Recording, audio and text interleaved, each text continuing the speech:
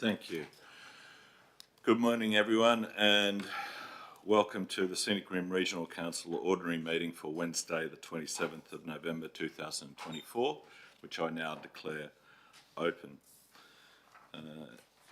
I would also like to acknowledge the traditional owners of the land on which we meet and pay respects to elders past, present and future. I believe we have a full attendance today and no apologies. And now welcome to the chamber Pastor Josh Cox from Bethesda Baptist Church, who will lead us in prayer. Thank you, Josh. Thank you, Mayor. Thank you for the opportunity, councillors, to just pray together and just do a little reading. It's good to be here and be back in the chambers and actually be here in person. Yesterday I had the opportunity of being in the schools, teaching RI in the Gleneagle State School, Bowditch State School, and this time of the year, of course, we're on the downward stretch towards Christmas, so it was a reflection around Christmas, and we had a little reading from the prophet who was 400 years prior to Jesus coming, and he said these words, "For unto us a child is born, unto us a son is given, and the government will be upon his shoulder, and his name will be called Wonderful Counselor, Mighty God, Everlasting Father, Prince of Peace." The prophet goes on there, and it becomes clear that he's talking about the coming of Jesus into the world, which we remember at this Christmas time. So I trust we can take an opportunity to reflect upon that over the next few weeks. In particular, it'll go quickly. 48 of them going pretty fast, or thereabouts. So let me pray and commit this meeting to God. We thank you, Heavenly Father, Lord, for this opportunity of having this meeting. Thank you, Lord, for each of the councillors, for the dedication in serving the Scenic Rim. We pray, Lord, for wisdom, for good discussion, for your sustaining grace for each of them, the ability, Lord, to grasp complex situations, for resolve to stand strong, keep their hearts soft, Lord, to sympathise and connect well with all of their constituents. We pray, Lord, for safety of this Christmas time. It gets a little bit crazy and mad, but we ask, Lord, for your sustaining grace upon the councillors and the executive and the staff here, and that represents the community here as part of the council. So, Lord, we commit this meeting to you now, and we ask these things in the name of our Lord Jesus. Amen. Amen. Thank you, Pastor Josh. Thank you for prayers and your guidance, and thank you for what you do.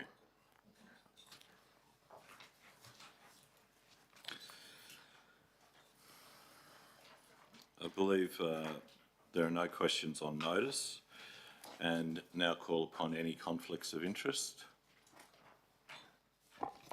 Mr Mayor, I'd just like to declare that while in relation to item 11.4, the reconfiguration of a lot 24011 on Kerry Road, Beaudesert, I wish to advise that my family home is opposite the proposed development, and I will be leaving the room and not participating in the discussion or the decision on this item. I do not have either a prescribed or declarable interest in this matter.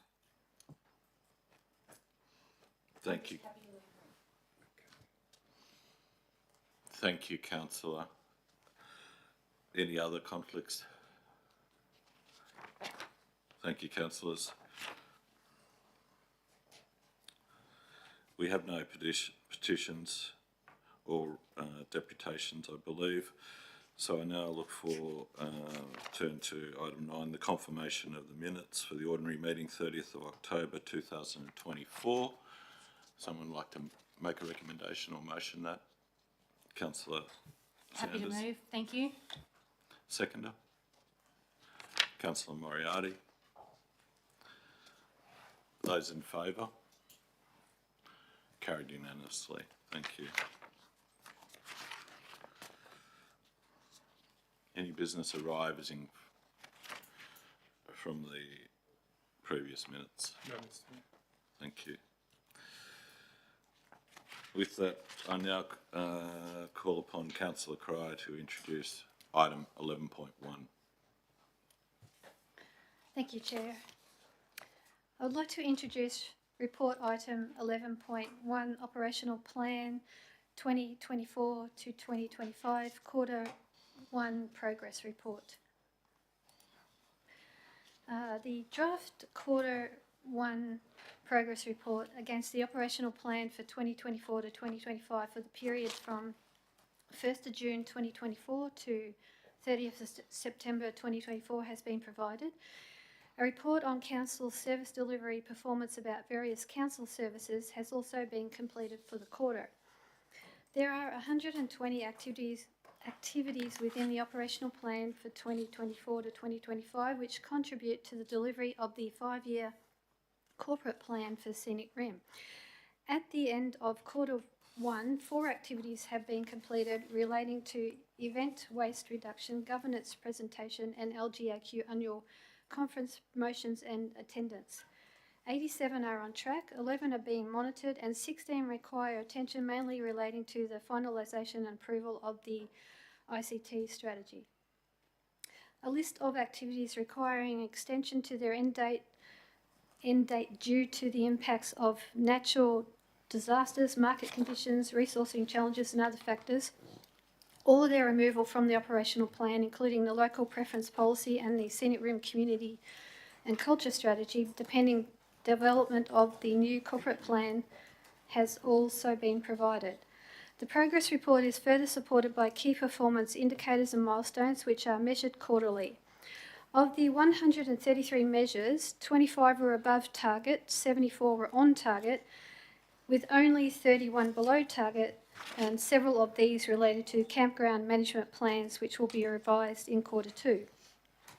Feedback included in this report highlights and demonstrates the incredible and extensive work the council staff undertakes on a daily basis for strategic activities and service delivery, including, for example, securing the SEQ City Deal activating Bromilton business case, the Shop Scenic Rim booster program, Containers for Change basket trials, 822 free tree distributions, the Regional Art Development Fund next round launched, LGMA's annual challenge, and 322 help desk requests with a massive almost 643,000 emails received during this period.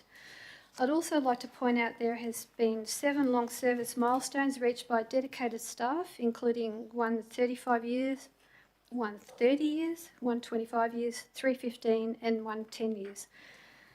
As Council has a legislative obligation to deliver the quarterly report against the operational plan, I now move the motion that 1. Council approve the draft Quarter 1 2024 to 2025 Operational Plan Progress Report. 2. Council approve the draft Quarter 1 2024 to 2025 Service Delivery Report. And 3. Council endorse the requested amendments to the 2024-2025 Operational Plan at Attachment 3. Thank you, Councillor. Do we have a seconder to the motion? Councillor Hay.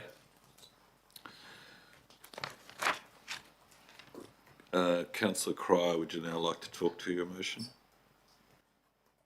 No, I think I've covered most areas in what the operational plan stands for, and this is Quarter 1 of the progress report, so I think I've covered pretty much everything. Thank you. Are there any questions? Just a note, Mr. Mayor, I think the organisation is working very, very hard to meet its objectives, and the operational plan and the progress shows that. I think if anyone is concerned about what council is doing, they should take the time to read the operational plan and have a look at the goals that we're kicking. This little council does manage to do some exceptional things, and it's a great way to review what's happening. Thank you, Councillor. I just have a question through the CEO in relation to the public rollout of Council's local preference policy and raising awareness promotion of Council's procurement tools, including vendor panel and marketplace. I note that further consideration as to the aspects of developing a local preference policy have been taken into account and resulted in the decision not to pursue it any further. And while I acknowledge, and it's covered here a number of times, that we are reviewing and will be establishing a new period for the Council's corporate strategy, and also integrating the community strategy in that. It is council's strategic position of the councillors to support our local economy, to support our local businesses, and also to give them the opportunity into tendering for council business. Could you expand on the reasons of the proposed discontinuation, but also how that will be remedied to maximise the opportunity for our local businesses? Through you, Mr. Mayor, if the Acting General Manager doesn't mind, I might answer this one, if that's okay. Local preference was picked up as we went through the review of the procurement process. As part of that, there is very little criteria set down as to what qualifies a person to be a local supplier.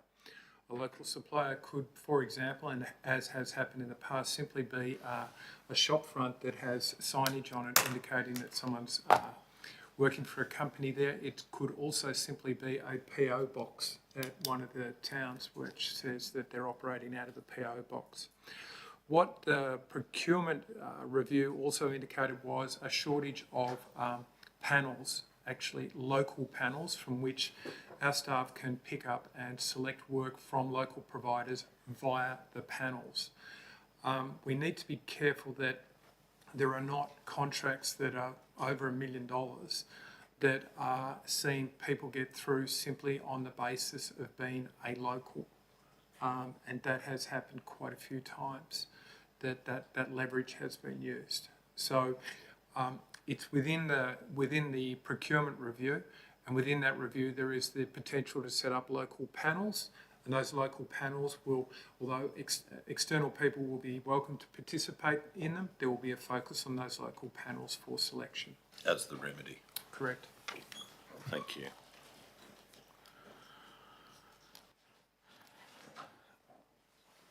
Anyone, any further questions?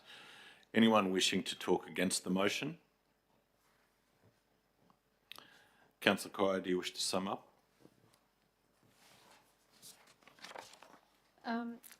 I believe that with the removal of the local preference policy is probably something that will be an advantage in the long run to going forward with procurement for the operational plan. I think that the operational plan is greatly on track, and I think it's a credit to the staff for their work. So yeah, that was what I would like to say. Thank you.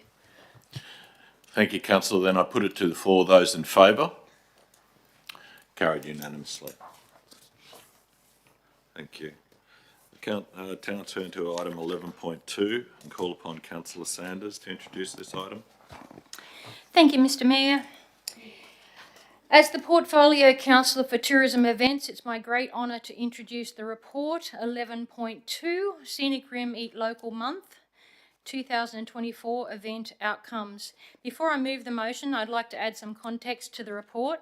I was very lucky to be able to attend Destination IQ and Destination Q events. These conferences were held at the Star and were very well attended. These events are all about attracting people to visit Queensland as a destination, as well as to enjoy cultural experiences and travel. The speakers were excellent, and we all learned about the industry, the attractors, accessibility for disabled people, cultural and other experiences, and we looked at data and how it was used to build businesses and capture relevant information. I thoroughly encourage all councillors to attend the next seminars and sessions if they can take the time, and these events are relatively inexpensive, and as all events are sponsored. The Mayor, along with council staff and Destination Scenic Rim, Christelle Moller, then joined us for the gala dinner and awards presentation. I'm happy to announce that our little council was in a really high-level field of competitors and achieved a bronze award. The award showcased how hard our executive team and staff have worked, and I'll mention Julie and Joe and let them know how much we admire their work ethic and vision. So let me take you back. After a 14-year journey, Eat Local Month has firmly established itself as a must-visit event in the heart of Scenic Rim. This celebration not only shines a spotlight on our region's agricultural excellence, but also cements its status as a premier destination. It serves as a driving force behind tourism, a source of immense community pride, and a continuous driver of economic prosperity for our local farmers, producers, and the broader community. The application of specialised strategic marketing and communication expertise supported by enthusiastic stakeholders and partners has been instrumental in the event's sustained growth and evolution. So it was launched in 2011 with 25 events and 900 attendees. Eat Local Week has sustainably evolved each year, and the introduction of the month-long event format in 2023 allowed Council to implement a number of new strategic initiatives, including a stronger focus on program curation and the development of weekend itineraries and spotlights on our towns and villages, enhancing our overall visitor experience. So, I hereby move the motion that 1. Council recognise the outcomes of the 2024 Scenic Rim Eat Local Month and that it delivered on the vision, mission, goals and objectives for the event, with A. 100 plus events held over June attracting 12,993 visitors across all activations, with the majority from outside the region. B. Economic contribution of just over $1.7 million, a 49% increase. C. 20% increase in average overnight stay expenditure. D, a 29% increase in average day tripper expenditure. E, more than 60% of event experiences were presented for the first time.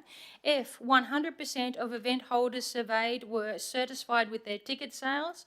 G, a significant impact in terms of awareness and brand building generated for the Scenic Rim region, with a value of media coverage earned at circa 3.9 million, reaching an estimated 4.8 million people. H, evidence of strong collaboration between event holders and stakeholders, with more than 90 local businesses participating in Scenic Rim Eat Local Month. I, 93% of visitors indicating the event adds to the appeal of the Scenic Rim and the local residents should feel proud of Scenic Rim Eat Local Month. 2. Council acknowledge and extend appreciation to the Scenic Rim region's farmers, makers and producers who actively participated in the 2024 Scenic Rim Eat Local Month. 3. Council acknowledge and thank Tourism and Events Queensland for the Queensland Destination Events Program funding received since 2015, and note Scenic Rim Local Month has reached the highly sought after significant event status. And 4, Council acknowledge and thank the other businesses involved, including sponsors Moffat Fresh Produce, CalFresh Vegetables, Urban Utilities, the Community Bank Calbar and District Bendigo Bank, ABC Radio Brisbane, Queensland Hire and Brisbane Economic Development Agency. 5, Council support the alignment of a charity partner to benefit from proposed Winter Harvest Festival fundraising activities. And 6, Council support the review of the Winter Harvest Festival stallholder fees. Just note fundraising initiatives in the motion, not activities. Thank you, Councillor. Could I have a seconder to the motion? Councillor Moriarty. Any questions arising from the motion? Just one, if I could direct through the CEO. And I note in the report there are, and it's about improvements towards more accuracy in data. That's taken into account in the report. I appreciate that. Would you mind just for the constituents, for the councillors here, just to expand on B in terms of the economic contribution of just over $1.7 million as a 49% increase, the sourcing of that data and the confidence around that? Through Ms. Smith, to the Acting General Manager. Thank you for the question, Mayor. The detail I'll take on notice, but over the last couple of years, the organisation of the event has been much more centralised, which means all ticket sales and the like go through a central system, and we're very much able to capture the number of ticket sales and the add-on costs and the like. But I'm happy to take that question on notice to provide the actual detail of that through to you, say, at the next meeting. Thank you. Thank you. Councillor Cryer? Yeah, I just at this stage, I was just wondering if there are any ideas of the charity partner who would be involved, or too early to say? We do have a number of charities in mind, but that's something we'll come back and have a talk to council about. Thank you. Deputy Mayor?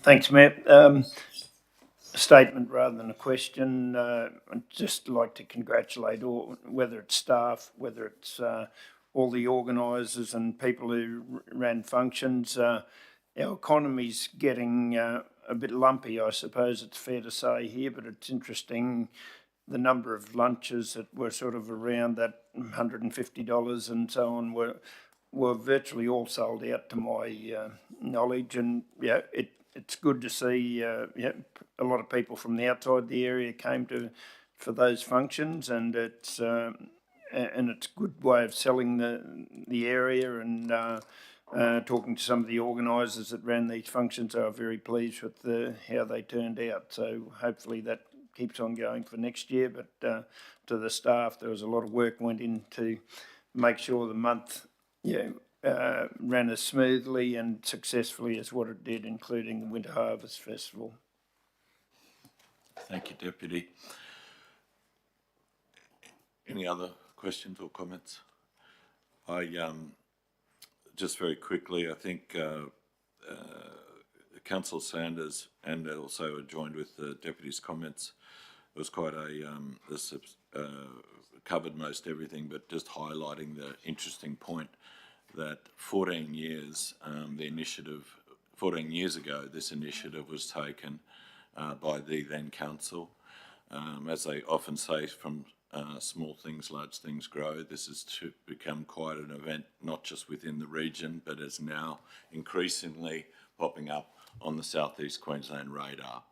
And brand building doesn't happen overnight.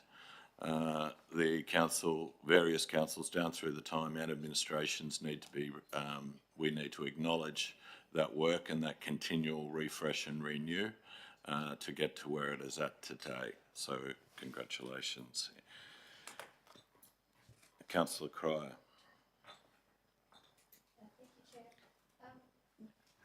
Thank you, Chair.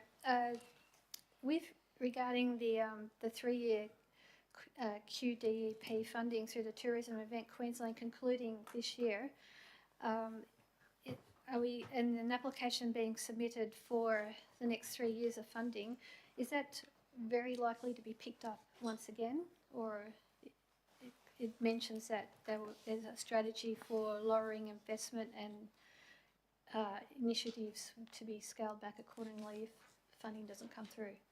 To the General Manager. The final decision is not in our hands, but we're very hopeful. We see no reason why it shouldn't be. Thank you. Anyone wishing to talk against the motion? Would you like to then sum up, Councillor Sanders? Thank you, Mr. Mayor. In the vast Australian landscape where every region competes for attention in the food and tourism scene, Eat Local Month truly stands out due to the Scenic Rim's unique advantage. It brings all the key players together. It offers an unparalleled level of authenticity. Council's continued vision for Eat Local Month is for it to be the most authentic paddock-to-plate food and farming experience in Australia. Eat Local Month in 2024 delivered on its vision, offering visitors an authentic celebration of the Scenic Rim region's food and beverage produce, farmers and natural beauty and environment through a program of festivals, on-farm events, hands-on workshops, meet the maker and culinary experiences. I hope this will continue in the future. I believe it will, and I just want to say how proud I am of the staff and all the people that were involved in it. Thank you. I put the motion to the floor. Those in favour? Unanimous. Motion carried. Call upon Councillor McInnes to now introduce item 11.3. Thank you, Mayor. My pleasure to introduce 11.3 compliance and enforcement policy and procedure. Just a bit of a few words about before we move. I put the motion forward. Council's regulatory services team has developed a draft compliance and enforcement policy and a draft compliance and enforcement procedure to assist officers in undertaking their duties.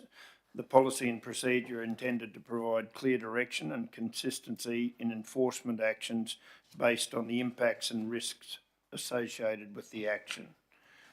Council does have limited resources for enforcement and must allocate and prioritise available resources to achieve the best outcome for the community. Advice from the Queensland Ombudsman strongly recommended having an enforcement policy to clearly articulate the level of action Council will undertake, including when no action will be taken. This matter has been referred back to Council for consideration.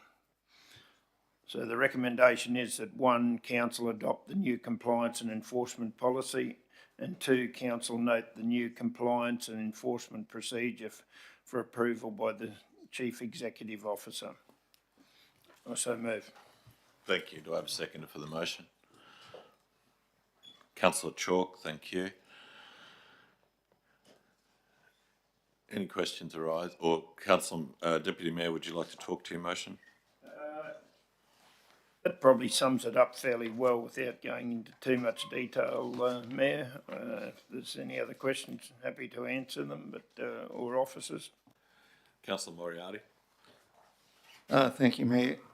I just note that this motion has previously come before Council and was not passed at a previous meeting. I'm not 100% sure if there's been any changes made to the policy, but I just want to draw Council's attention to the fact that I don't think the issue is so much, or there are any issues with the policy per se. It's probably more the way that we apply it. So I note on the compliance approach on page 29, there's a triangle there, and at the bottom of the triangle it says where someone is willing to comply, that Council will make it easy. And I guess from the anecdotal feedback and discussions occasionally we get back from constituents, and I get back from constituents, sometimes the willingness to comply is actually far from easy and it actually becomes a process, and sometimes leads to people actually not being able to comply or choosing not to comply because the cost and or conditions of compliance are just too onerous. So my encouragement, I guess, more than anything, if I could just make the encouragement that while the policy, I'm happy to support the policy this time through and vote for it, that some consideration is given to the way we apply the policy, and that we work very hard towards in situations where people approach Council wanting to comply, we are very supportive and do actually support those people in the appropriate way to make it easier for them to comply. Thank you, Councillor. I guess thank you for your comments and appreciate it. And I would suggest that for the Council that we take those comments on notice, and the intent there is that where necessary we need to review, address the planning scheme and also the fee schedule in relation to those matters of interest to the community, and to see that our strategy is aligned as pointed out in making it affording the ability for constituents to comply. Any further comment or question? Thank you, Chair. I'd just like to make a comment. I would have liked to have seen more content around proactive compliance measures. I'm sure that we are severely limited by the resources we have available to undertake compliance activity. However, the lack of much mention of proactive compliance measures which would ensure Council exercises its regulatory functions consistently, not only when allegations are received, would, I believe, lead to better outcomes. Under a consistent risk-based approach, If a compliance matter which is being reviewed is of sufficient concern to warrant compliance action, then similar infractions evident on adjoining or nearby properties should warrant similar action. To not do so, in my opinion, does not result in equitable treatment. It equates to turning a blind eye to a compliance issue just because it was not reported by a member of the public or a councillor. I don't think this is a consistent treatment. Two such examples are concrete driveways constructed to the road and shipping containers on private properties. Thank you. Thank you. I think in terms of proactive compliance measures, sometimes that relates in terms of, for a regulatory environment, the resources that we have, the training of those resources in terms of, I guess, a commercial sense to prioritise and be on top of major regulatory works or developments or projects that are going on within the region, that they're identified and given the attention that is needed. So, and which is more of an operational matter that the CEO may like to comment on, and how that could be communicated to council. Through you, Mr. Mayor, staff are well aware of what their responsibilities are in relation to compliance, in relation to investigating complaints. It's important that officers focus on the complaint that has actually been dealt with, even though there is sometimes instances where there are other items that aren't necessarily complying with the uses described for the land or the sites. Our issue comes down to the resources that we have and how we allocate those resources. Our other issues there are we do have quite a lot of people who, if we go and undertake compliance on them, they're very quick to point out the person next door or the person down the road, therefore generating more compliance issues that come through. Council officers need to be empathetic at times, which is often difficult when dealing with legislation, but that degree of empathy needs to be displayed by our officers, and that's certainly been communicated over the last couple of months. I don't know if the manager would like to make a comment in that regard. Thank you, CEO, and through the chair. Yeah, so whilst the policy, it's effectively a cover-all, or it's a broad stroke approach to compliance, so there's going to be the individual instances where it does get addressed in a different approach. The circumstances of individuals, whether it be financial or the other, at times will not negate the safety or risk concerns in relation to how we address compliance. Council has an obligation to uphold certain standards and the safety of residents. So we do address it in that light, but then obviously individual circumstances can change how we may approach or communicate with those individuals as well. In relation to the comment about this as a policy and proactive compliance, proactive compliance is more generally underpinned by an approved inspection program or something of that nature, where we would take a more bespoke approach in terms of how we do it. So in certain instances, there might be a specified amnesty period for people to come forward, whereas this policy is more the broad approach to compliance generally across the region for all areas, whether it's development compliance, operational works matters, regulatory services. Thank you for those comments. And that's quite encouraging, as you could determine it as bespoke, to take that proactive treatment. I think it's important to flag. We can see on the horizon that there are major developments potentially coming into this region, and it would be very appreciative for this council to see visibly how we're going to proactively deal with those and keep ahead of the game. Councillor. Thank you, Chair. Further to your comment, that was going to be my next question.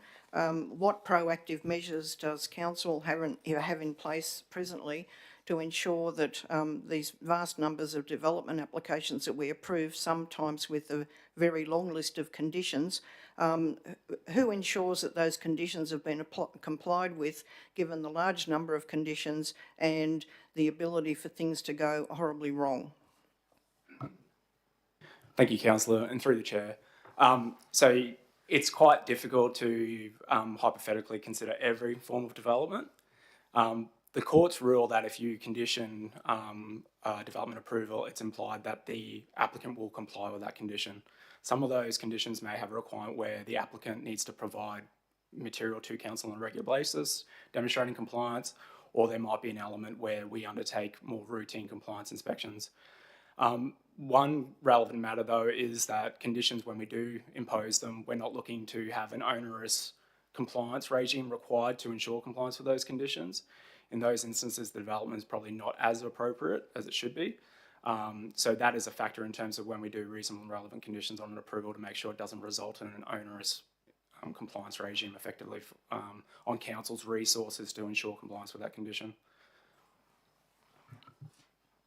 And just the second part of the question, how council inspects, or what was the part, I'm sorry, Councillor Hay, the second part of your question was how does council inspect to make sure those conditions are met? Was that correct? Was that answered?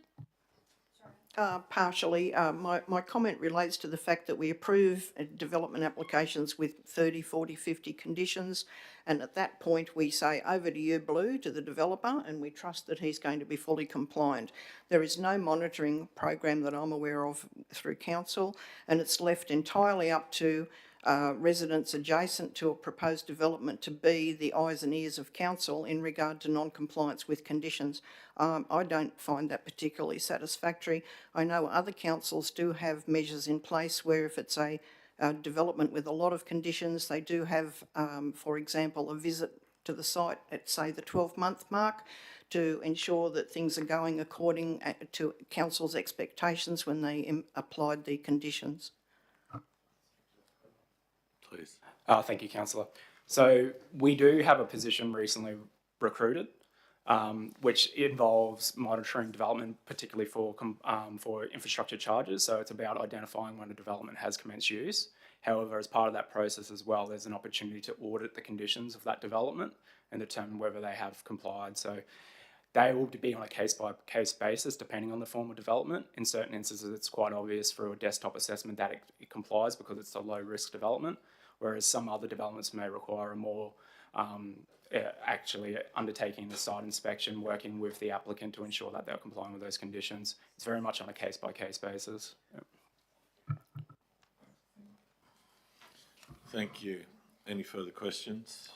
Just if I may, Mayor, just while we have the officers available through the Mayor, can you just quickly explain for the benefit of those of us that may not be aware, I believe the term is sealing of a development, or at the stage where the developer hands the development over for council take responsibility for the infrastructure and so on and so forth.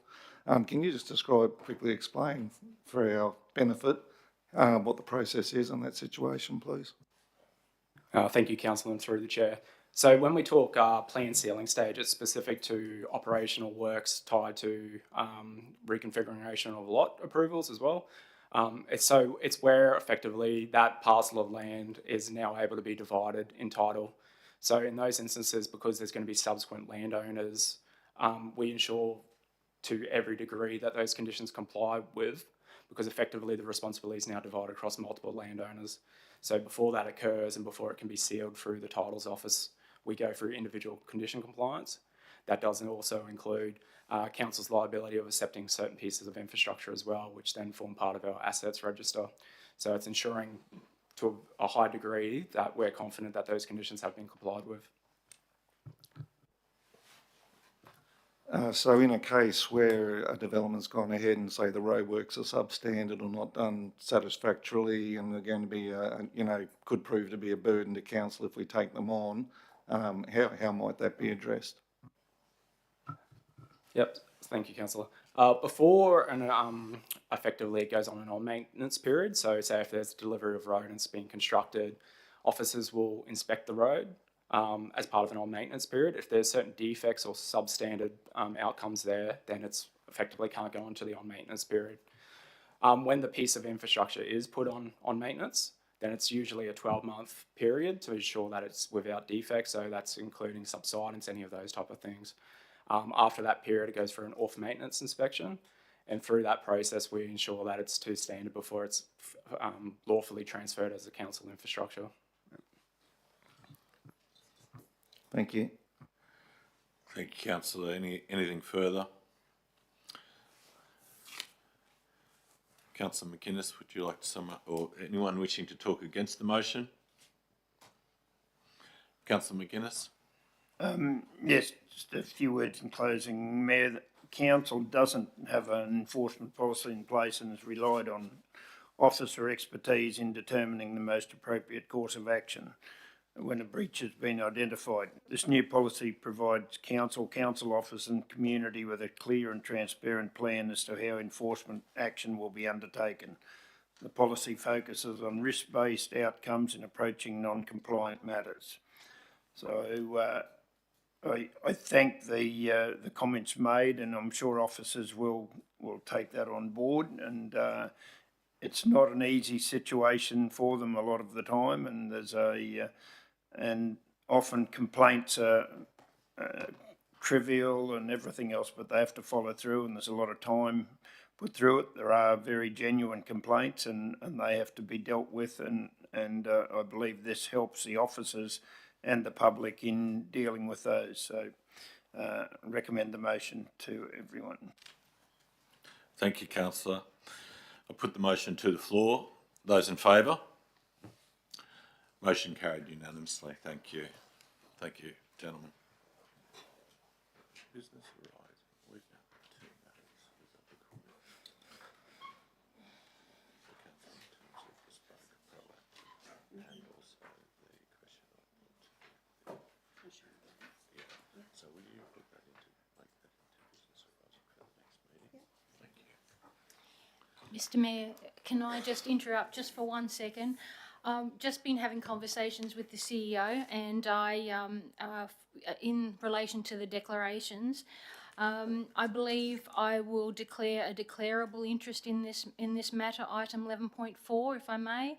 So, in relation to this item, I wish to advise that my family home is opposite the proposed development, and I will be leaving the room and not participating in the discussion or this decision, and I'm declaring a declarable interest in this matter. And I'll leave the room. Thank you. Just one moment, councillor. Do you get that? Yes. Okay. Thank you. Thank you, councillor. I now call upon councillor Moriarty to introduce item 11.4. Thank you, Mayor. Thank you, Mayor. I'd like to introduce item 11.4 and take the report as being read. The item is RAL 24/011, development permit for reconfiguring a lot, subdivision of 2 into 89 lots over 2 stages, Kerry Road, Beaudesert. Lots 1 and 2, SP 338894. The background is that council is in receipt of an application for a development permit for configuring a lot for subdivision of 2 into 87 lots, 1 drainage lot and 1 park lot over 2 stages on land at Kerry Road, Beaudesert, described as lots 1 and 2, SP 338894. The proposed development has demonstrated compliance with the relative codes of the Scenic Rim Planning Scheme 2020 as amended on the 30th of June 2023 through the submitted material within the application and as outlined within this report. As such, it is recommended that the proposed development for reconfiguring a lot for subdivision of 2 into 87 lots, 1 drainage lot and 1 park lot over 2 stages on land at Kerry Road, Beaudesert, described as lots 1 and 2, SP 338894, be approved subject to reasonable and relevant conditions. My recommendation, therefore, is that council receive and note the report titled RAL 24/011 Development Permit for Reconfiguring a Lot, Subdivision of 2 into 89 lots over 2 stages, Kerry Road, Beaudesert, lots 1 and 2, SP 338894. Council approved development application RAL 24/011 011 and grant a development permit for reconfiguring a lot subject to the conditions outlined in this report.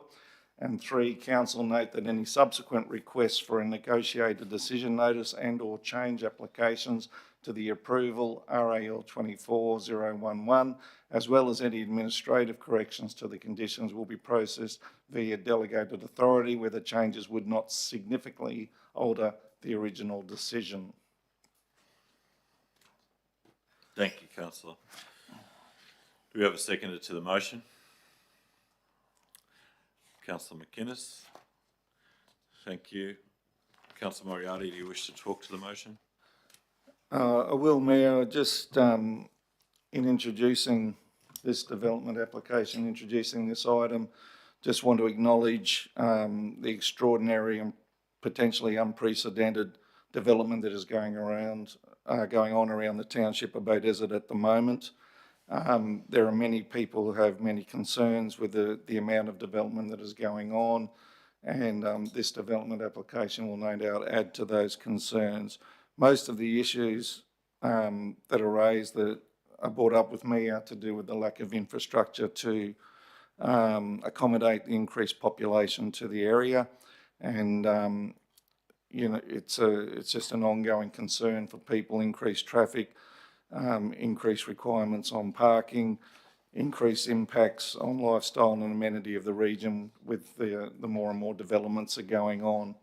I do note in one of the performance outcomes in the report attached to this application that states that the performance outcome states that the development will be more in keeping with a large country town than a suburb, which is somewhat heartening, and that would be lovely if that is the outcome, if we can get some of our developments at least with that feel to them. And I acknowledge also council officers have done quite a bit of work with the developer with regard to this development application, including the main constructor road being a boulevard style road, where there'll be two one way in, one way out, with a median strip in the centre, which will no doubt assist with traffic flow, but also to the amenity of the development. The fact that there is a park scheduled in the first stage, I believe, of the development is a positive, and I believe there's also an active transport connection from the development into the township of Beaudesert, a fairly significant cycle footpath, which will also add to the attractiveness of the development. Notwithstanding that, it's going to obviously it's a big development with significant and ongoing implications for the town. But yeah, happy to present it as recommended at this stage. Thank you. Any questions? Councillor Hay? Thank you, Chair. Through the Chair to the relevant officer, it is stated that there was an identified potential split zoning issue over the subject land. Could the officer explain how that's been addressed, please? Through the Chair. So Council's online mapping system includes that zoning where there was a concern for split zoning. We've since gone back and looked at the planning scheme's overlay maps and their zoning maps, because those are the documents that are gazetted. And in doing that, it does not encroach on the land that is proposed to be subdivided. What's happened is that since the original zoning map was gazetted, it has since undertaken a boundary alignment, and our mapping doesn't reflect that change. Our online mapping doesn't reflect that change. So the maps that are located in our planning scheme, the legal documents, it doesn't encroach onto this land. So that's how it came to be. Thank you. Through the Chair again, I note that 24 of the 89 lots have less than the minimum required frontage under the planning scheme. Whilst the shortfall is relatively small distance, I think it's 0.5 metre, that equates to 27% of the total lots don't meet the minimum requirement.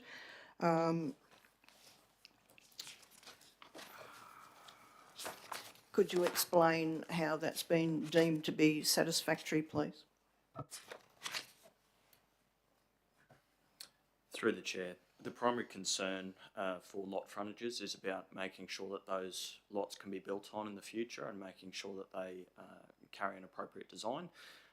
As you'll be aware, we have lots throughout the region that carry a battle axe arrangement, so a small frontage going to a larger lot at the rear, and those are considered acceptable because they can fit a buildable area at the rear. So although the lot frontages are less than half a metre on 24 of the lots, those areas will be able to comply with the planning scheme in a design that is considered appropriate. If there was variations, they would go through the usual process for varying those requirements, but from our perspective, they can fit that on about 316 square metres of land. So there's considered to be sufficient area to be able to build that. When you reduce frontages, another consideration is whether or not those lots will carry a standard design. Will they be rectangular? If they're not rectangular, that can impact your ability to build on that land as well. But as mentioned, those lots are rectangular as they move through. So yeah, we're confident. A further question, if I may.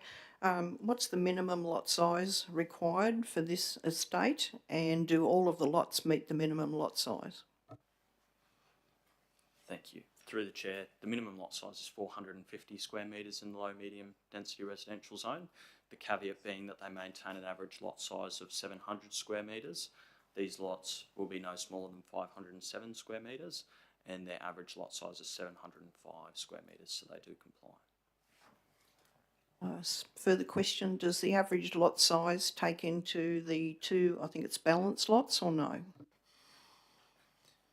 Through the chair, the average lot size caps the amount that's taken on the balance at being no greater than 1,000 square metres in the low medium density residential zone. So whilst those amounts are considered, they're capped at 1,000 square metres when calculating the average.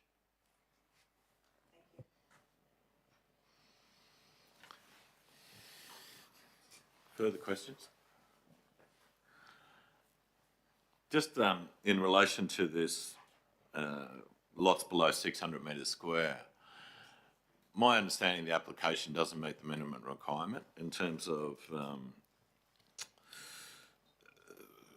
those number of lots need to be more than do not make up more than 15% of the total number of lots. Now this is over 20%. And to counter that, the response has been dispersing those smaller lots throughout, but it doesn't appear to be. Could you show us, demonstrate us how they've been dispersed? Because it looks like they've been concentrated together. So through the chair, which page do you want, Sean? Yeah, if you can just pull up that one there. That one? Yeah, thank you. So when we talk about dispersing through the estate, it's important to develop some continuity, but at the same time create diversity. So if you look at stage one, which is the eastern side of that red line, you'll see that you've got a portion of smaller lots in the pink, blue lot, and then another pink lot. So those are your smaller lot sizes. As you move further along the estate, you have a few smaller lots that have been moved towards the north and dispersed throughout. Unfortunately, with dimensions of the land, it's not always achievable to create a design that's completely sputtered. However, we've considered that is appropriate from what the planning scheme is asking for. Maybe I'm reading something wrong. If I look at that map and tell me where I'm wrong, because as I read it, the wording, they've been distributed amongst larger lots to avoid concentration of small lot housing. And to me, and tell me if I'm wrong, it just looks like the bulk, the absolute bulk, are all together and back to back. Is that correct? With stage two particularly, they are located closely. We're considering over the subdivision as a whole, with stage two particularly, that those lots have been dispersed enough. There's no quantifiable amount that says how much but it should be dispersed or shouldn't. There are clusters, but in our opinion there's benefits to those clusters. What these provisions try to achieve is making sure that the estate doesn't have an entire stage looking like that, where they've got smaller lots. Council do have the ability to require amendments to lot designs, but ultimately with subdivisions we are limited to what's provided with us, and as to whether that would be a reason to refuse or require them to amend their design. In this instance, it's considered they've spattered them enough to be able to comply. Well, and I appreciate, and that's what you should be working towards, but what I'm just not seeing a match at all, and still not understanding how you said there are a number of reasons why, benefits. Could you highlight those benefits? Yeah, so through the chair, the benefits talk primarily to option 2 here, so number 2 in that PO, which says located within close proximity to public open space. So the benefit is that these lots are all within the 400 metres required under the planning regulation for walkability to parks. Those lots will all be located quite closely to that internal walkway that's provided there, and then providing access into the broader parkland. So, But whether or not they were back to back or interdispersed, they're still going to have that same provision. So the benefit doesn't change, does it? Where does it change? well, so their requirement is to be within 400 metres. However, they could be located further north, being further away from that internal walkway. To be honest, with this design as a whole, they've made it in a way that there's not too many corners where it would be unbeneficial to have those lots either. I think, going back to the point that Councillor Hay raised earlier, where the lots are not meeting the frontage size, is that, and excuse my ignorance, is that setting ourselves up for failure down the track, whereby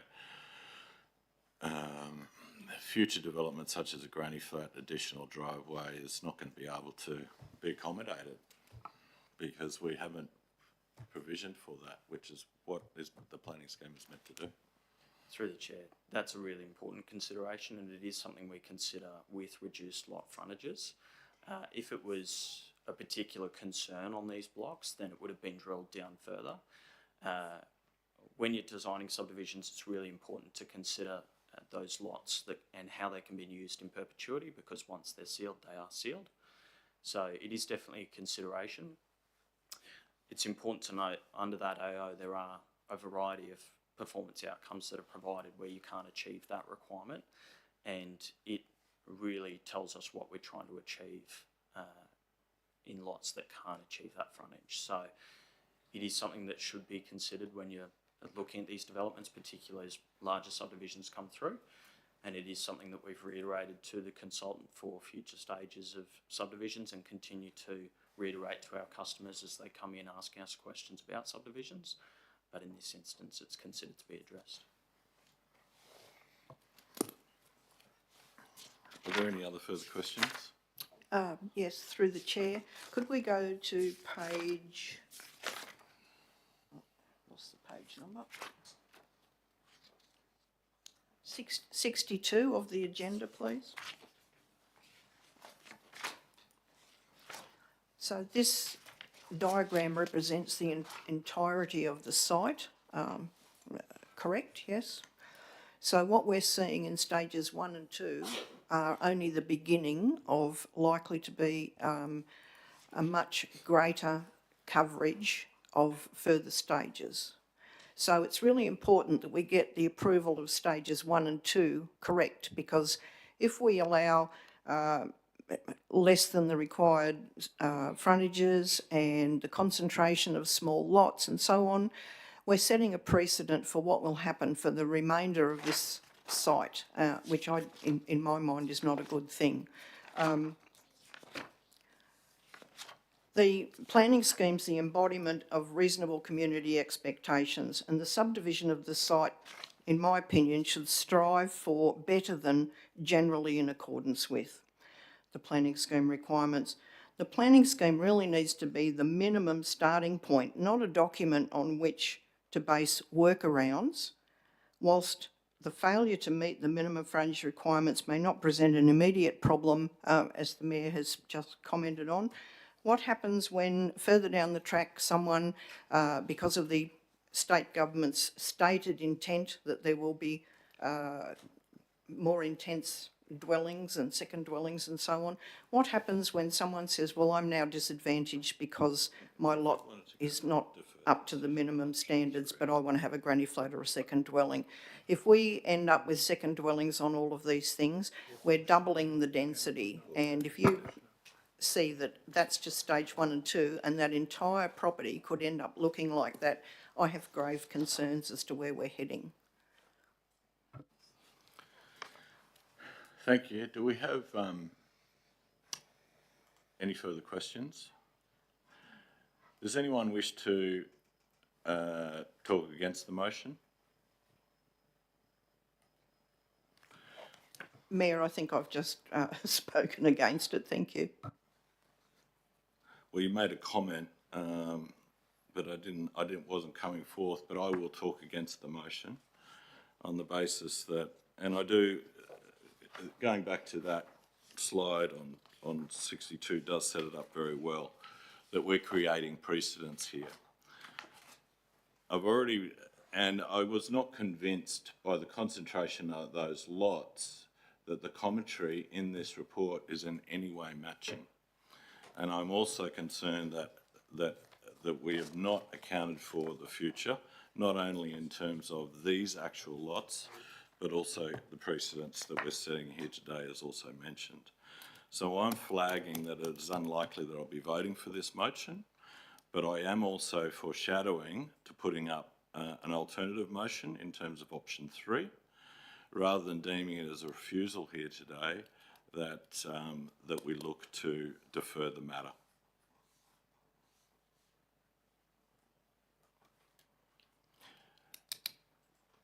Anyone wishing to talk for the motion, or do you wish to, Councillor Moriarty, wish to sum up? I'm not going to argue against any of the comments made by the Mayor or Councillor Hay. I think everyone would be, when I say everyone, I don't mean all the councillors, I mean the community would love to see or would appreciate Council's consideration of holding the item over, hopefully negotiating with the developer some increase to the minimum lot size or some reconfiguration. I don't know. It's you know, it's just one of those challenges. I mean, we're looking at this development today, but there's been numerous developments that have been approved prior to today, and there'll be more coming on board after today. So, yeah, I'll just leave it for others to make the determination on the best way forward. Thank you.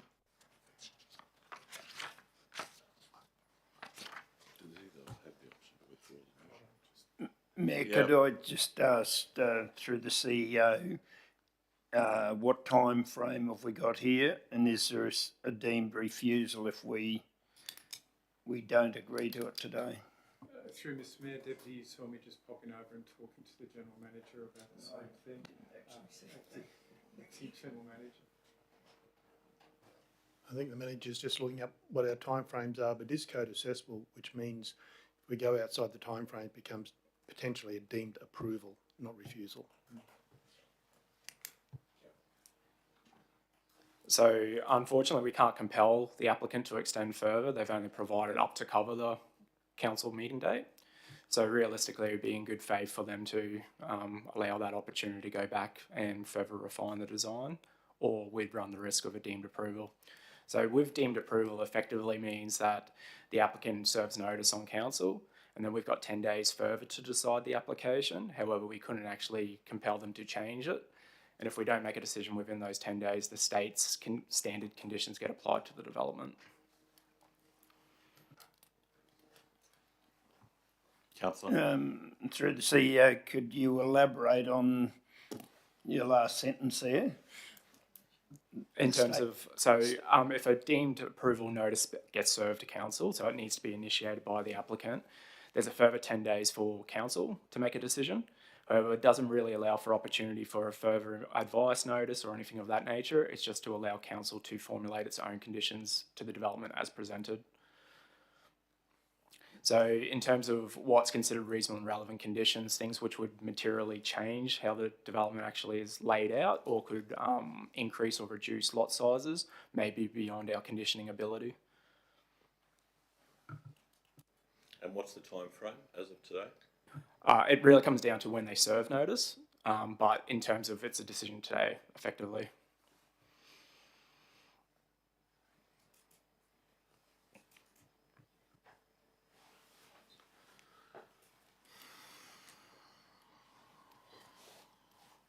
So, sorry, just to get to better understanding. So, if the motion is withdrawn off the table and we take option 3, what is the next step then by the developer? We would get in contact with the developer and see if they're amenable to further discuss and extend the decision-making period. However, I'm not going to speculate in terms of how that conversation would occur, but yeah. So that's effectively what we would need to do as officers after this. If it was to go with option 3, we'd need to get in contact with the applicant to see if they're amenable to extend the decision-making period. All right. Sorry, Mr Mayor. Sorry. And the conditions applied to the development would be? CEO, in terms of if they did a deemed approval, the conditions. So the state has prescribed standard conditions, effectively says the development gets carried out in accordance with the plans. It wouldn't go into specific details necessarily in terms of provision of infrastructure and those things. So it is in council's best interest to retain that ability to impose the appropriate conditions on the development. Just a further question, if I may. You mentioned this as a code accessible development application. My understanding is it's come before council for a vote because of the degree of community concerns, among other things. How long has this development application been before council? I notice it's a 2024 one. And also just to clarify, councillor, and through the chair, so generally any subdivision over 10 lots we bring before council, at least in a briefing capacity or an approval capacity. Where this one is code assessment, it's not been afforded the opportunity for community submission on it. I don't believe there was any which were considered as part of common material. So it was strictly on that basis to inform council of it being a code assessment over 10 lots. The second part to your question was how long it's been with council. So the application was lodged in April of this year and confirmed as properly made around that period. I believe there was a bit of a back and forth there, and there was an further information request issued in August. They provided additional response to that, and then we've progressed through to decision, including the last internal briefing. Yep.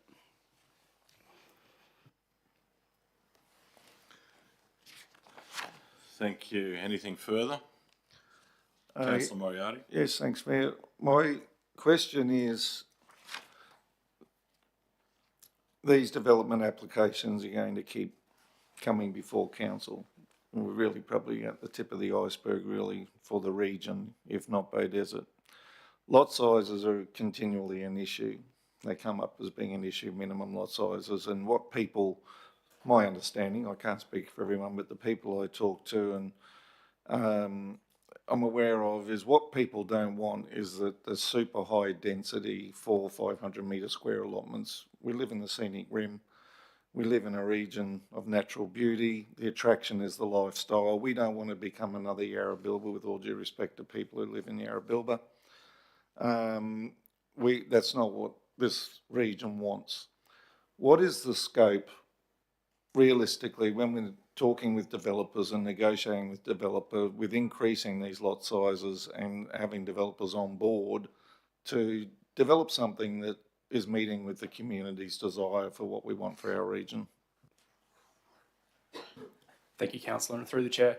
So pretty much all these developments which are coming forward in various forms are consulted quite early on with the applicant. Generally that will be through pre-lodgement meetings. Council's policy position we put back to them is the code assessment provisions. So in terms of the minimum lot size requirements, if they were to further push that, that does put it into impact assessment. It'd be considered that it's a potential departure from the scheme's intent and policy for that zone. And in that instance, it does open it up for community consideration as well through public submission. In the form of this application, they have maintained those code assessment provisions.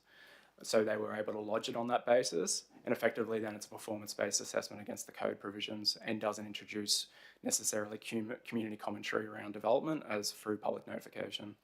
So there is definitely instances where applicants have come forward with proposals which do push that minimum lot size component. However, in those instances, that's an impact assessment. When you spoke earlier about the ability for council to condition this is in stage 1 and 2.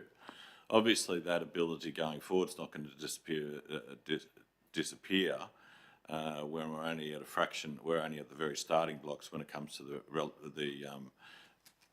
stages down the track. Correct? Sorry, Mr. Mayor. In terms of for subsequent DAs to come forward. Yeah, right. So each one, and it's really the prerogative of the applicant how they lodge any subsequent stages to this. We haven't seen that at this time. However, the scheme as it currently is, or the scheme which they apply for at the time, they're the provisions. So that would be, if they would apply under the current scheme, it would be still those minimum lot size requirements for those subsequent stages. Our ability to condition wouldn't be hindered based on the conditions of this approval. They're all considered on their own merits. However, parts of it may be considered in terms of if we were trying to achieve an overall objective, whether it's open space provision, footpath provision and the like. Yeah. Thank you.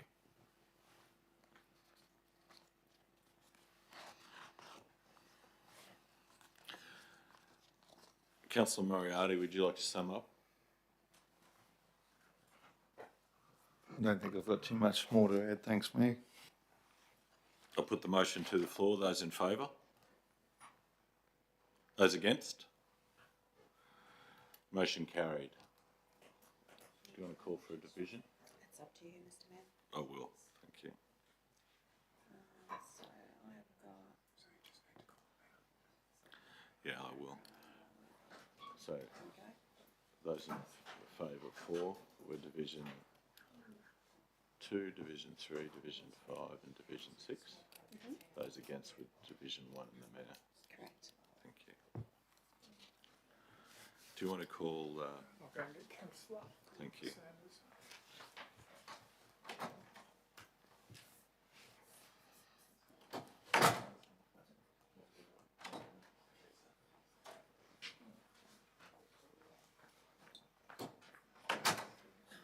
You should advise Councillor Sanders of the decision.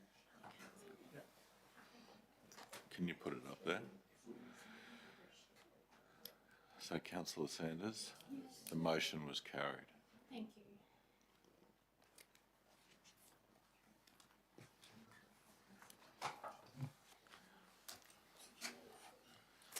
Now call upon Councillor Chalk to introduce item 11.5. Yeah, thank you, Mr. Mayor. Yeah, I'll introduce report 11.5 today, MCU 23-186, material change of use for an education establishment at Pepperina Hill, 1156 Lake Mulgra, lot 225, CC 3199. As a way of summarising this application, the applicant is seeking a development permit for material change of use for an education establishment over a property located at 1156 Lake Mulgra Road. The proposal involves the delivery of additional facilities to Brisbane Grammar School's Outdoor Education Centre at Pepperina Hill, including the following: upgrades and extension to existing student accommodation building, replacing the existing 34-bed facility with staff facilities and extension to provide 6 rooms, new covered outdoor recreation education structure, 2 new on-site staff residents, new work shed and demolition of existing work shed, upgrades of water tank and upgrades of on-site wastewater system. I'll move straight to moving the following motion. That 1, Council receive and note the report titled MCU 186, material change of use for education establishment at Pepperina Hill, 1156 Lake Mugra, lot 225 CC 3199. 2, council approved development application MCU 23-186 and grant a development permit for development application material change of use education establishment, generally in accordance with the conditions contained in section recommended conditions of approval below.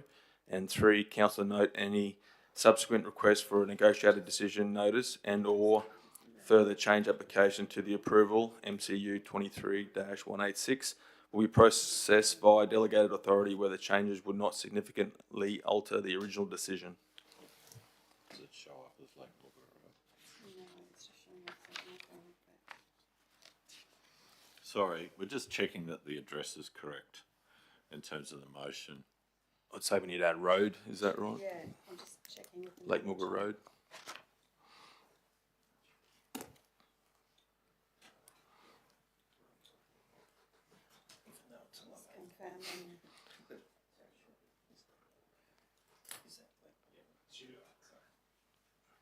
Confirming. Correct, it should be Lake Mugra Road. So we'll note that amendment to the motion. Yep. Does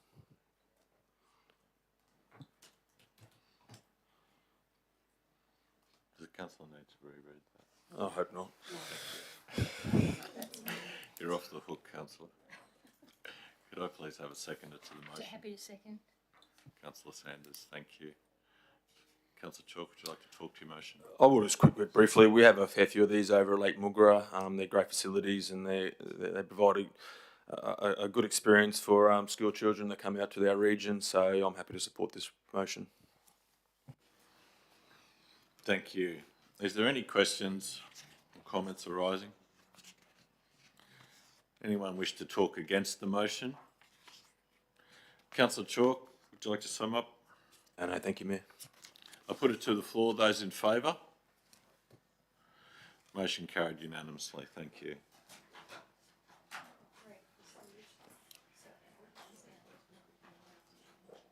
Thank you.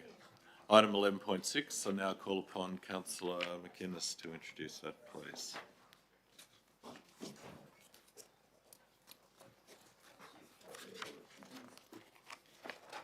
Mayor.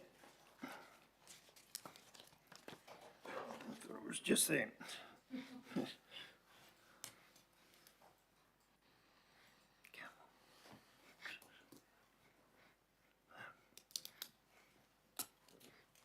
Yeah. Is he going out? At least it's not his phone. I'll say he's what going. Thank you, Mayor. Apologies there. I'd like to introduce 11.6 2024-25 Infrastructure Capital Works Program Delivery.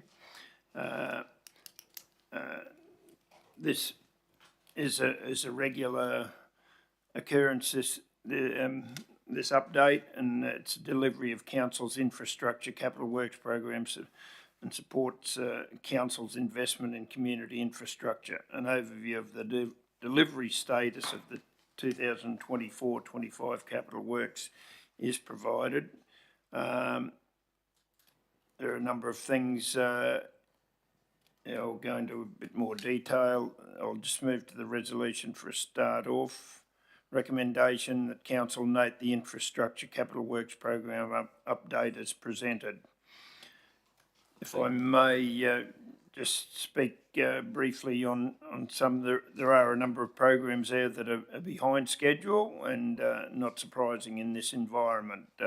From Capital Works, there is a number, almost a third of them, a third of the programs that are on track, but there's a few there that are deferred, but most others are not too bad, apart from facilities maintenance, which is there's a number 9 actually that are either investigations occurring or deferred, but it is there for everyone to see where we are on each of the the areas, and I'll leave it to the, if there's any questions to staff and the reasons behind some of these deferrals, I'll leave that to councillors.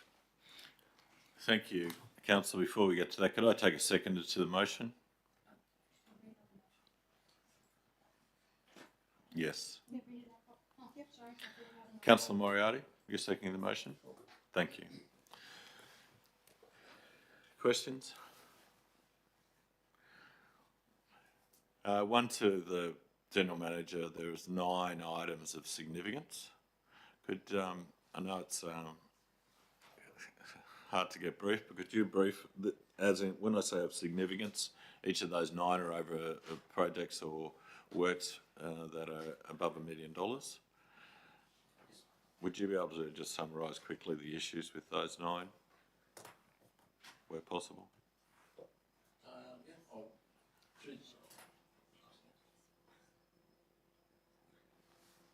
Right-hand button. I'll get this right one day. I apologise. Through the Chair, thank you for the question. Yes, so we'll start with predominantly the major capital delivery project, which is the revitalisation of the town centre. As this report is as of September, the Parklands and CWA building were open last week and open to the public and being well used by pedestrians throughout the city there. In relation to the actual drainage works and construction works, the roadworks is continuing, as you'd see, with hopefully a planned opening up of Short Street within the next week or two. Just that access and left-hand turn back onto Brisbane Street from there, all going well, pending weather with the asphalt works from that point of view. In relation to the major drain that's still within the centre of the Brisbane Street intersection, that finalisation of works is still scheduled for March. There was some issues with the existing structure when we constructed or pulled out the drain to construct the new chamber, which we will rectify as part of this works and extend that out to the existing drain that is currently under the buildings there, R.T. Edwards building, and leads out into the drain there.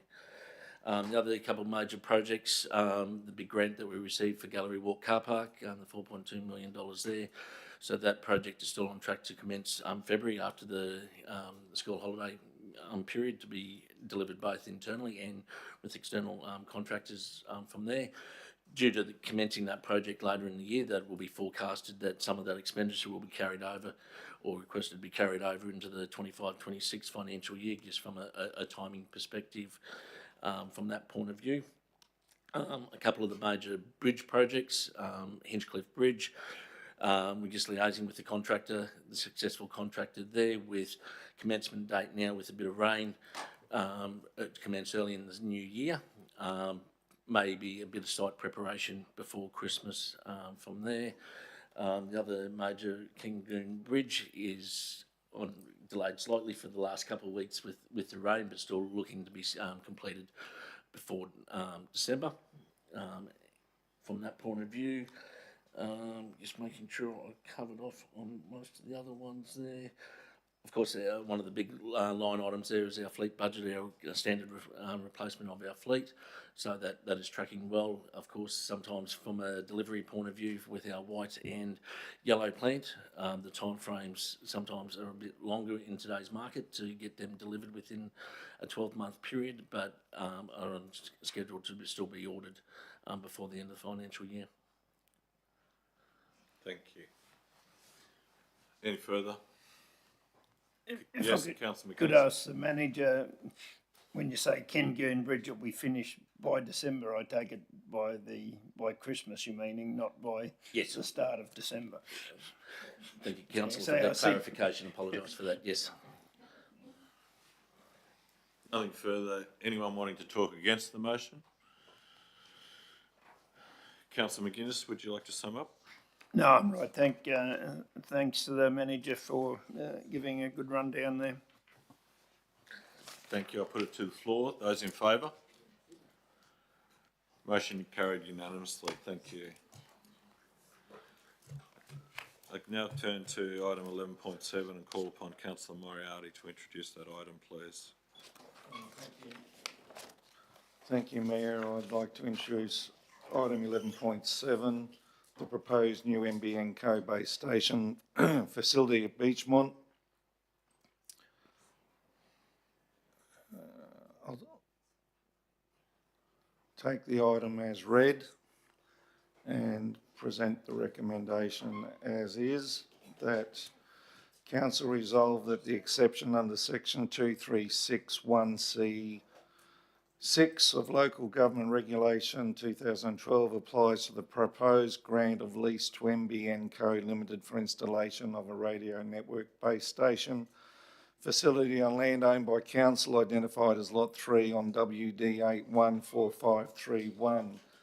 Council agreed to execute a non-binding heads of terms agreement with NBN Co Limited or their authorised representative to enable further investigations to be undertaken by NBN Co Limited and Council in relation to the proposed installation at terms that are in principle acceptable to Council's Chief Executive Officer, and 3, subject to Council and NBN Co's satisfactory completion of further investigations, relevant community consultation, including Council's consultation with the current manager of the site, a further report be brought to Council to resolve, if required, the issue of a new freehold lease agreement over part of Lot 3 on WD 814531 on terms to the satisfaction of the Chief Executive Officer of Council.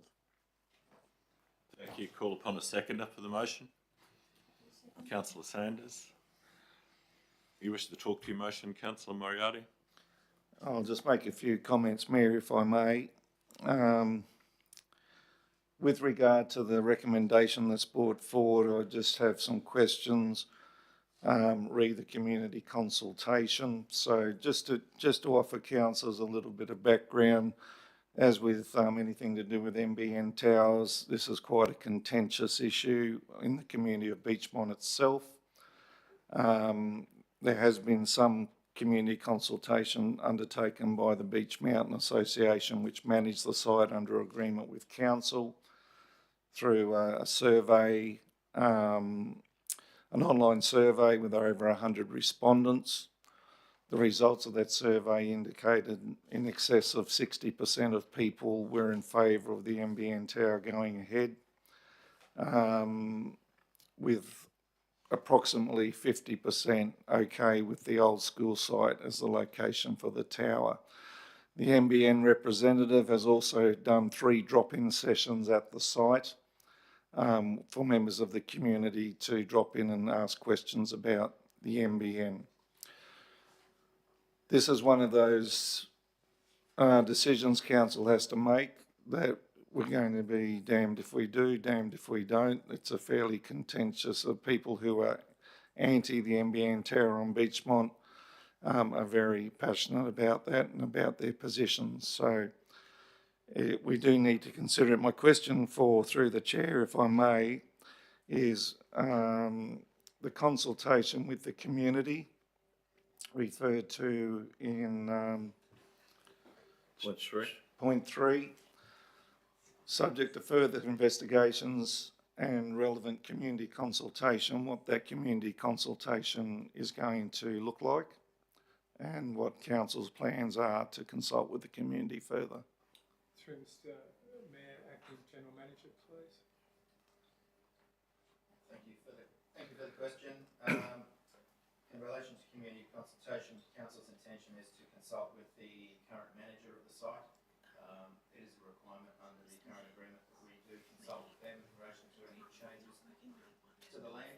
Okay. Sorry, Johnson, could you turn your... Thank you. Could you start again, please? Yep, no problem. Thank you for the question. Community consultation, Council's intention is to consult with the current manager of the site, who is managing the buildings and the grounds there. Under the current agreement, the council is required to consult for any changes to the site, changes to the land, or changes to the premises boundaries, for example. So the consultation would be directly with the managers of the site. And relevant community consultation, more specifically? So NBN are currently undertaking the community consultation.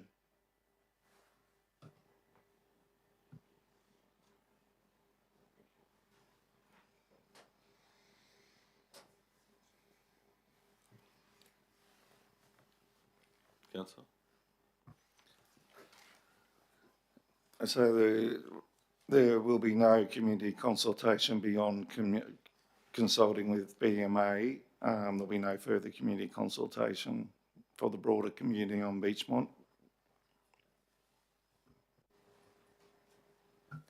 No, the intention is for council to be consulting directly with the owner of the site. There's not an intention to go to the wider community. My next question is just confirming in point 3 again that the final decision to go ahead will come before council again, so there will be a further opportunity for before the tower is actually built for council to consider its position. Yes, that is correct. That is the intention of the third resolution, to bring a further report to council to make a determination. Thank you. Any additional questions? Councillor Hay? Thank you, Chair. To the officer, I'm just a little confused in relation to the third part of the motion, which, if you can bring it up, please. The last part. If required, the issue of a new freehold lease agreement is mentioned there. But if you go back to page 133, the conclusion states that the NBN may look to acquire the site under the provisions of the Telecommunications Act 1997, or alternatively council may undertake a disposal to the NBN on agreed terms under the provisions of the Local Government Regulation 2012. Is there any indication of which way we're leaning? Because there's 3 options there. So the current process that we're looking at is a negotiated outcome with the NBN. Short answer, no, we don't. We don't know which way we're going. Well, this report is written as looking for investigations, in principle consent, in principle heads of terms agreement, subject to further consultations and investigations by both parties to head towards a negotiated outcome.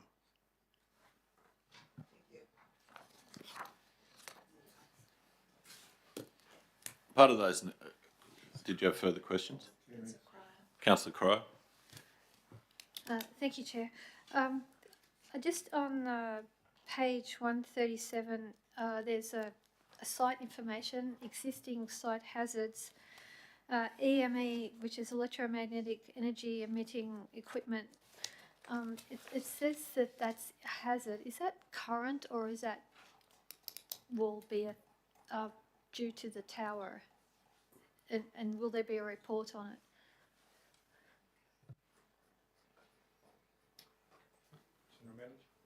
Thank you. This report is all about landowner. Council's intention as landowner. It's not addressing other issues. Thank you. Just a question in relation to the negotiations of the lease,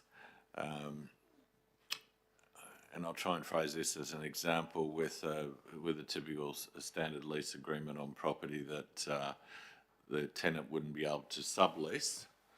So this will be a piece of real estate where there could be other players that wanting to hang off technology off that particular tower. Will that be negotiated that as a condition that they won't be able to enter into those negotiations without permissioning from council? The terms of the lease have not yet been looked at. We're really still at the front end of the process here. The intent, as I understand it, is for the permitted use to be for a telecommunication facility, which could include other uses as allowed under the Act.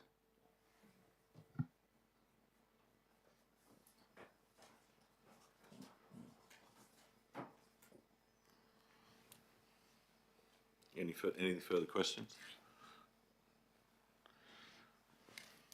Anyone wishing to talk against the motion?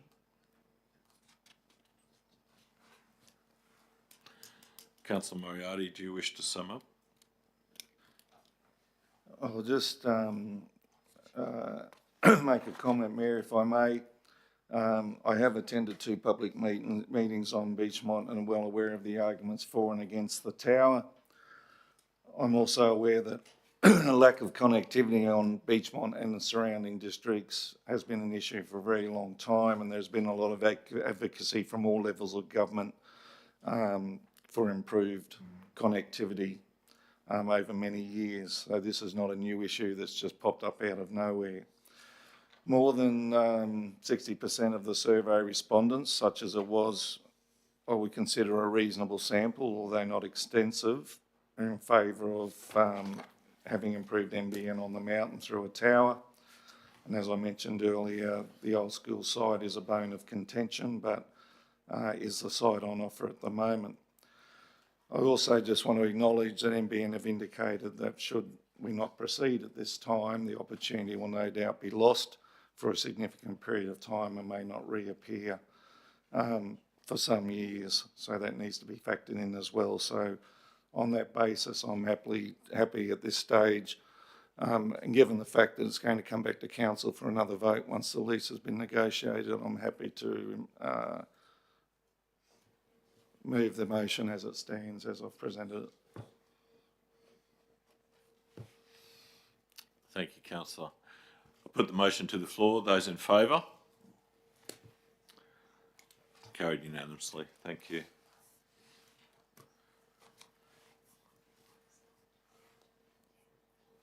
I now call upon Councillor Hay to introduce item 11.8.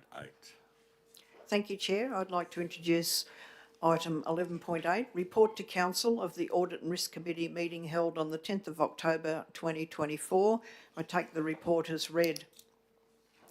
By way of background, I'm a member of the Audit and Risk Committee, and that committee has been established to support good governance of Council and provide advice to Council on the matters within its responsibilities.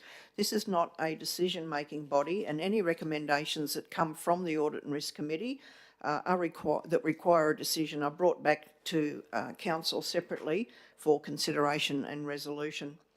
The report to Council, which can be found at pages 146 to 148 in the agenda, contains an executive summary of each matter considered by the committee, a summary of the discussion on the matter and the Audit and Risk Committee's recommendations.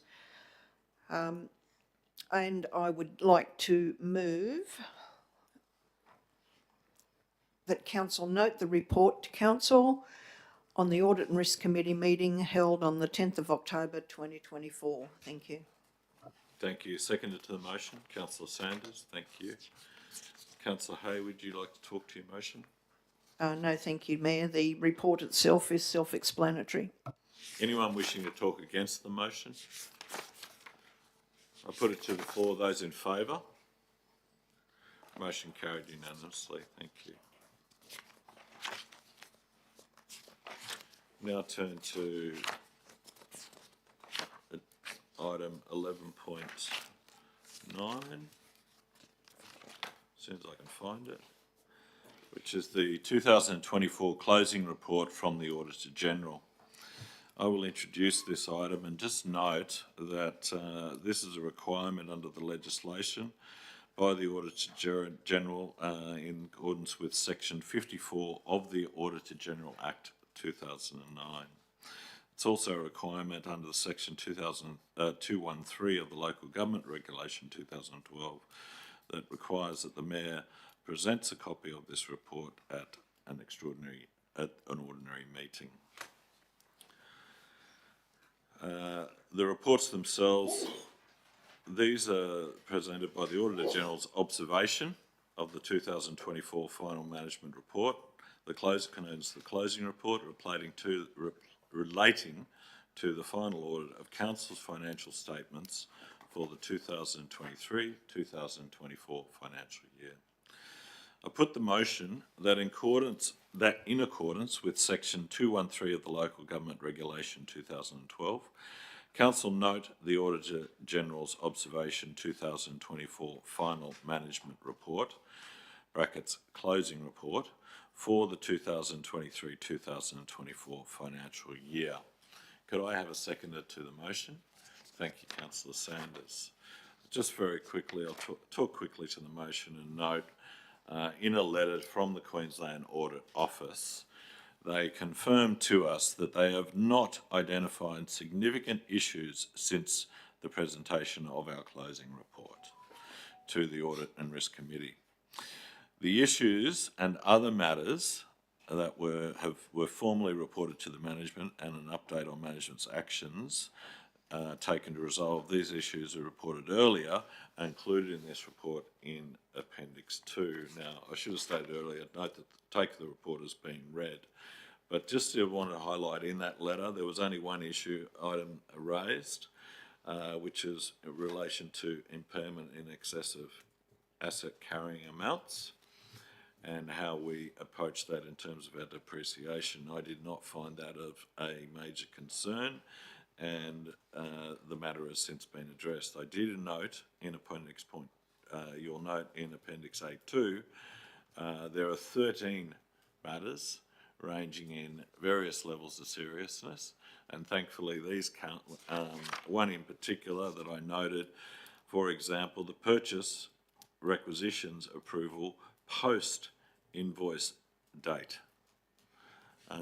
Quite extraordinary items that were picked up and that have long been addressed or being dealt with now, which I greatly appreciate. The council has worked cooperatively with the audit process and are attending to those matters.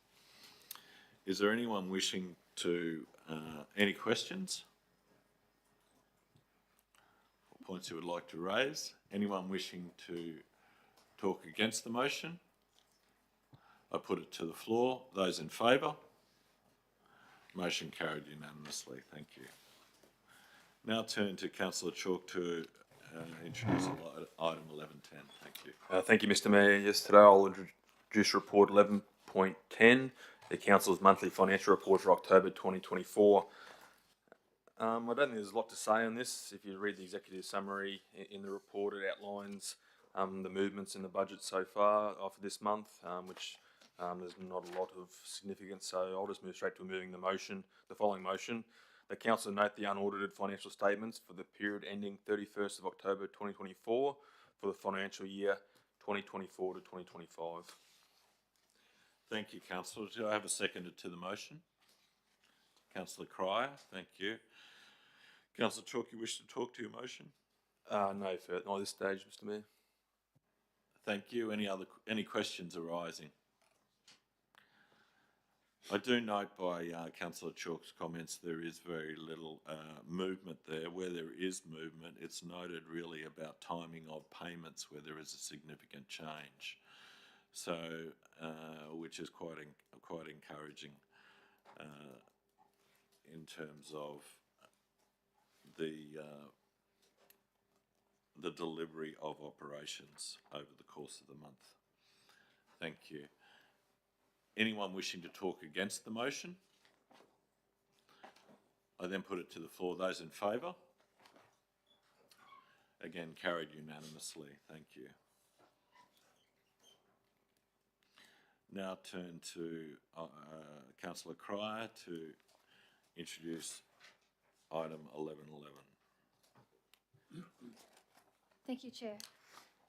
I would like to introduce report item 11.11, 2024 to 2025 September Budget Review.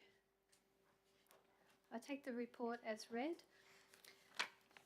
Council has reviewed its operational and capital financial performance up to the 30th of September 2024.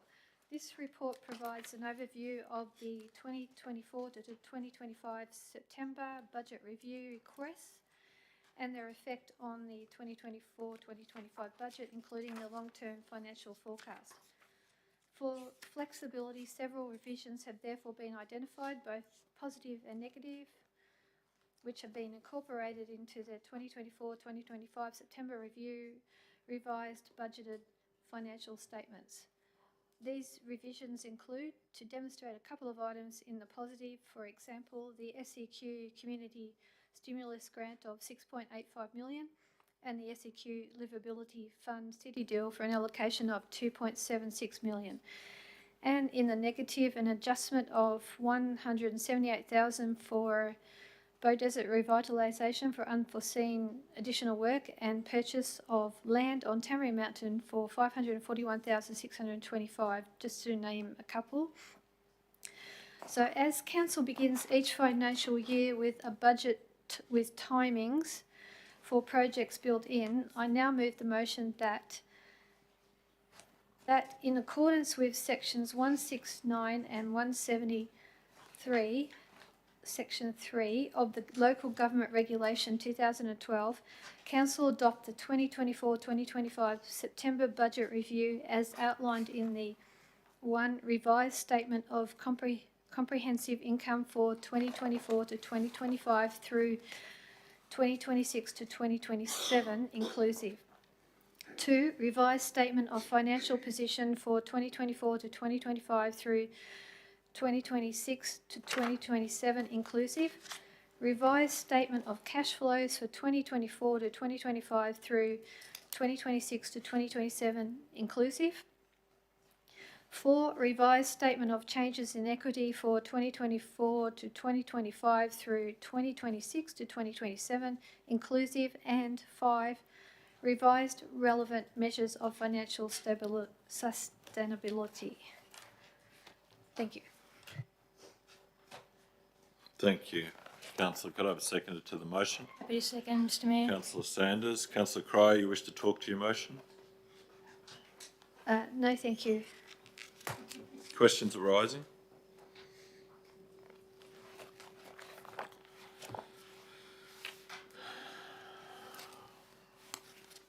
All right, well,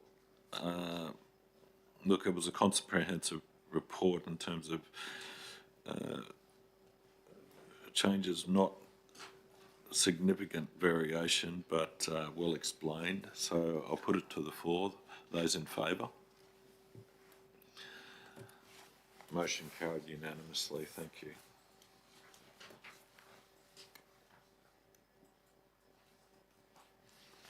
Now call upon Councillor Hay to introduce item 11.12.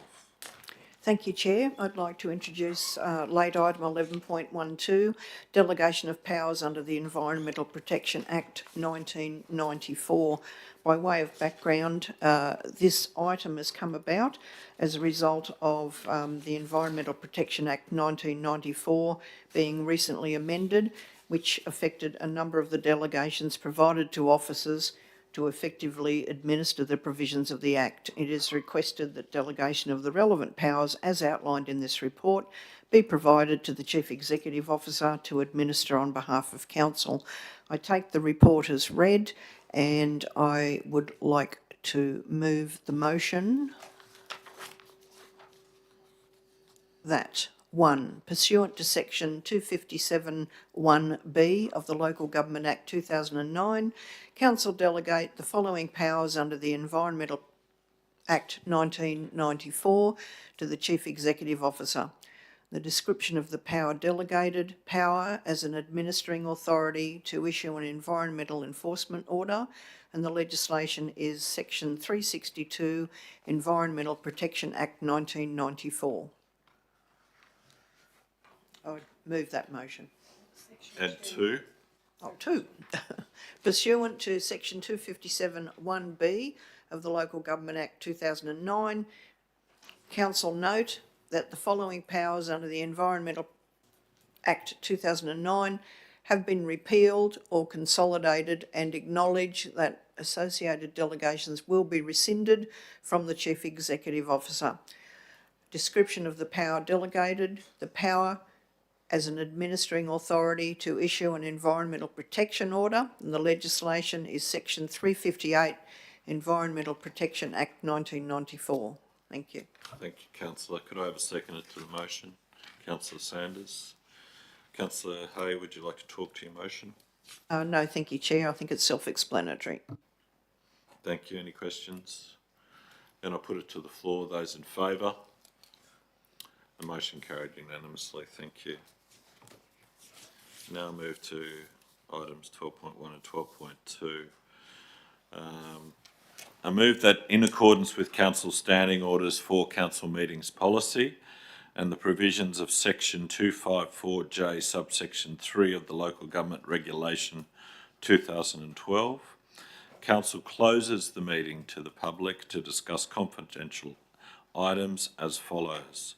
12.1 Environmental Authority Amendment, Evaporation of Leachate, closed under Section 254J subsection 3G. 12.2 late item Governance Update, Legal Advice for Confidential Investigation, closed under Section 254J subsection 3E, as discussions will be held about an Environmental Authority Amendment and a confidential investigation. Could I please have a seconder to the motion? Deputy Mayor, thank you. I put it to the, no further comment. Anyone wishing to go against? I put it to the floor. Those in favour? Carried unanimously. Thank you. I'll now adjourn the meeting and would, for those in the video audience, we look to come back on the quarter hour after 10:15. Thank you. 11. 11:15. Thank you. Can't